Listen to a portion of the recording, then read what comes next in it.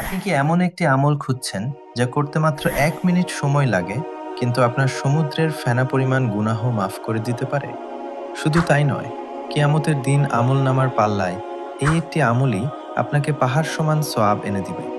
আজ আমরা জানব সেই শক্তিশালী আমলটি কি এবং এর ৪টি অবিশ্বাস্য ফজিলত। জান্নাতে আপনার সম্পত্তি।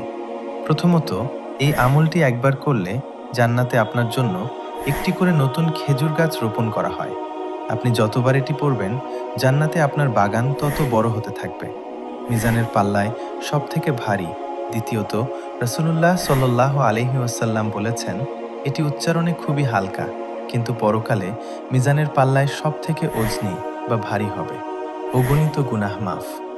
তৃতীয়ত, আমাদের জীবনে জানা অজানা কতই না গুনাহ আছে।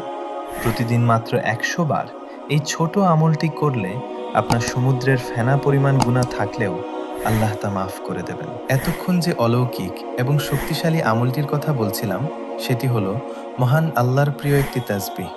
উচ্চারণ করা অত্যন্ত সহজ এই আমলটি হলো সুবহানাল্লাহি ওয়া বিহামদিহি সুবহানাল্লাহিল আযীম।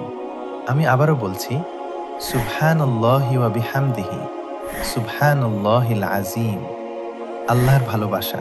চতুর্থ এবং সবথেকে সুন্দর ফজিলত হলো এই বাক্যগুলো পরম করুণাময় আল্লাহর কাছে অত্যন্ত প্রিয়। নিয়মিত এটি পাঠ করলে আল্লাহর সাথে আপনার সম্পর্ক গভীর হবে এবং মনে প্রশান্তি আসবে।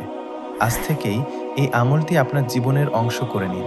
ভিডিওটি শেয়ার করে অন্যকেও এই সওয়াবের সুযোগ করে দিন। আল্লাহ আমাদের সবাইকে কবুল করুন। আমিন।